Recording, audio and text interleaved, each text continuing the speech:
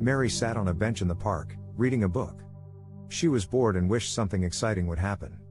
Suddenly, she heard a noise. She looked up but didn't see anything.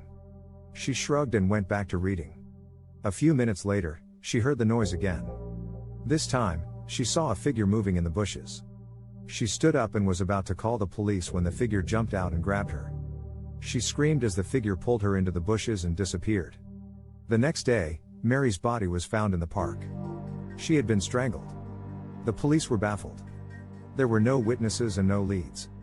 Detective Johnson interviewed the only witness, who had seen a man running away from the park the night of the murder.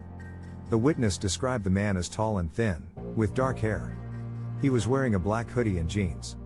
The detective searched the park for clues. He found a piece of paper on the path. The note said, "I know what you did." The detective knew that this was a message from the killer. He was determined to find the killer and bring him to justice. The detective followed the few leads he had. He interviewed Mary's friends and family. He checked her financial records and her social media accounts. He even had her ex-boyfriend investigated. After months of investigation, the detective finally had a breakthrough.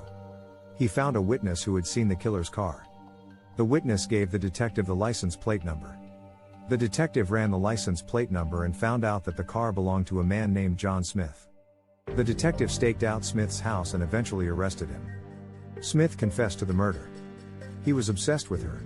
He may have been stalking her for a long time and developed an unhealthy obsession with her. He may have felt that she was the only one who could understand him or that she was the only one who could love him.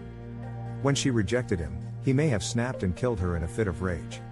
Smith was sentenced to life in prison. The detective had solved the case, but he knew that Mary's death would never be forgotten. This story is a reminder that even in the safest places, we can be vulnerable to crime. It is important to be aware of your surroundings and to take precautions to protect yourself.